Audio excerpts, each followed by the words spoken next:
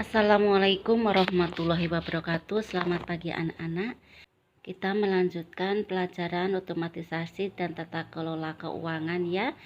Ini masih pada kompetensi yang ke-13, yaitu menerapkan pelaporan aktivitas kas kecil. Ini adalah video bagian kedua. Untuk bagian pertama telah Ibu berikan tentang transaksi keuangan. Pada materi pagi ini adalah pencatatan data transaksi keuangan. Ini kelanjutannya ya. Nah, anak-anak silakan kalian perhatikan materi berikutnya. Pengertian pencatatan transaksi adalah tindakan mengadakan pencatatan secara teratur dan sistematis segala transaksi keuangan dan segala akibat yang ditimbulkan oleh adanya transaksi bisnis. Nah, kemudian kalau bukti pencatatan itu adalah bukti pencatatan suatu kejadian di dalam perusahaan. Pencatatan keuangan adalah merupakan suatu laporan yang menunjukkan posisi keuangan perusahaan di suatu waktu. Ini biasanya saat ditutup buku ya, yang terdiri dari aktiva, hutang, dan modal.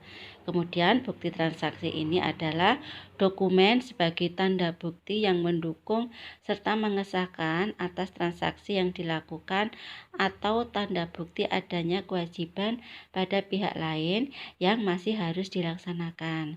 Misalnya, contoh-contoh bukti transaksi ini cek, biliet giro, dan dokumen pengiriman uang.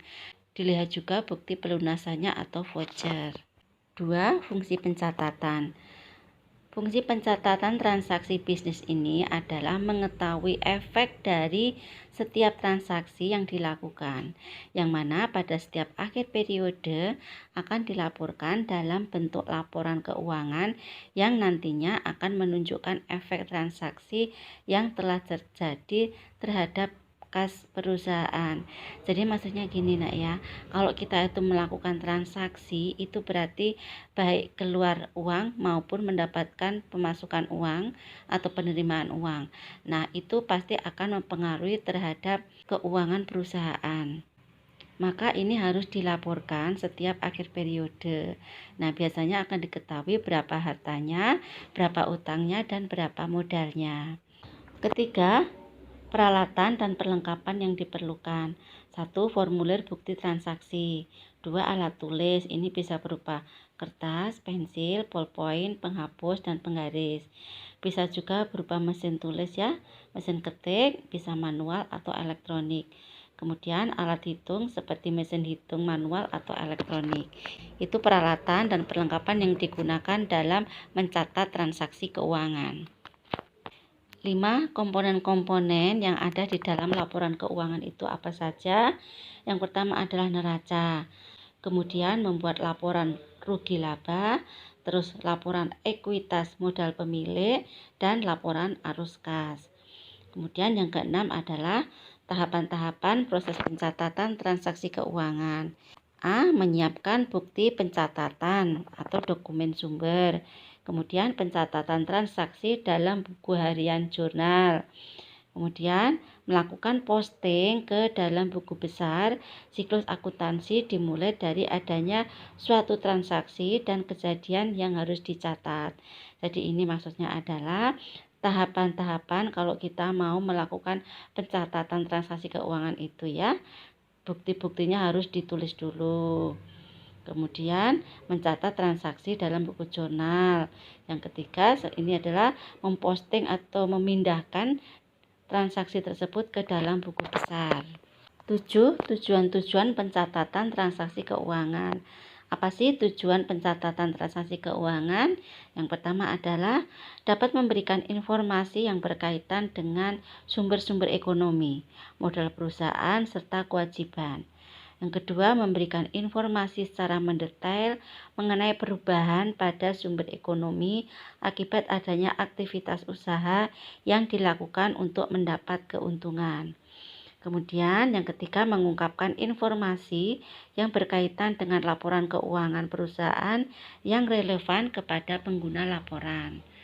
Yang keempat, memberikan informasi keuangan yang dapat membantu perusahaan untuk memperkirakan potensi perusahaan untuk mendapatkan keuntungan ke depannya. Jadi ini adalah informasi itu ditujukan kepada perusahaan sehingga perusahaan akan memperkirakan kemampuan perusahaan untuk mendapatkan keuntungan di masa yang akan datang. Itu maksudnya ya. 8. Fungsi transaksi menurut sumbernya. 1. Bukti intern adalah bukti transaksi keuangan yang dibuat oleh pihak di dalam perusahaan dan untuk intern perusahaan. Kemudian buku ekstern adalah bukti transaksi yang berhubungan dengan pihak di luar perusahaan. Yang kesembilan adalah pencatatan transaksi barang atau jasa. Ini adalah bentuk-bentuk persamaannya adalah harta sama dengan utang ditambah dengan modal. Kemudian utang sama dengan harta dikurangi modal. Modal sama dengan harta dikurangi utang. Jadi kesimpulannya bahwa harta ditambah beban sama dengan utang ditambah modal plus pendapatan. Itu ya. Anak-anak kalian bisa melihat mekanisme debit dan kredit pada tabel berikut. Jika harta bertambah itu di sebelah debit, kemudian jika berkurang di sebelah kredit, maka saldo normalnya ada di debit. Kemudian kalau utang bertambah di sebelah kredit, kalau utang berkurang di sebelah debit, maka untuk saldo normalnya di kredit. Modal bertambah sebelah kredit, kalau berkurang sebelah debit, maka saldo normalnya di kredit. Kemudian biaya jika bertambah itu di sebelah debit, jika berkurang di sebelah kredit, maka saldo normalnya adalah di debit. Untuk pendapatan, bila bertambah itu di sebelah kredit, bila berkurang di sebelah debit, kemudian saldo normalnya ada di kredit. Nah, keterangannya, harta adalah manfaat ekonomis di mana yang akan datang yang diharapkan akan diterima oleh badan usaha sebagai hasil dari transaksi di masa lalu, misalnya kas, piutang, perlengkapan, gedung, kendaraan, dan lain-lain. Kemudian kalau utang adalah pengorbanan manfaat ekonomis yang timbul di masa yang akan datang yang disebabkan oleh kewajiban-kewajiban yang akan dipenuhi dengan mentransfer harta atau memberikan jasa sebagai akibat dari transaksi yang sudah lalu, misalnya utang dagang, utang biaya, utang pajak, utang obligasi, dan lain-lain. Kemudian modal adalah hak dari pemilik, yaitu selisih antara harta dan utang. Beban dan pendapatan merupakan konsekuensi dari kegiatan usaha di mana ada pengorbanan ekonomis yang bertujuan mendapatkan hasil. Jadi beban akan mengurangi modal dan pendapatan akan menambah modal. Nah, itu keterangannya ya. Demikian tadi materi yang Ibu sampaikan tentang pencatatan transaksi keuangan. Ini bagian yang kedua ya, dan merupakan kelanjutan video bagian pertama yang kemarin tentang transaksi keuangan. Kalian bisa mengulang-ulang lagi video yang Ibu sampaikan tadi. Kemudian untuk hal-hal yang belum paham, silakan kalian tanyakan di grup WhatsApp pelajaran. Nanti akan kita bahas bersama-sama ya. Baik anak-anak, Ibu akhiri materi daring pada pagi hari ini. Assalamualaikum warahmatullahi wabarakatuh.